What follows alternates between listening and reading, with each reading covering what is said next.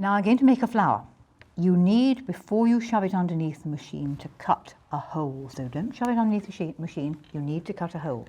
Flowers like a nice round hole. Now you can either just go for cutting it,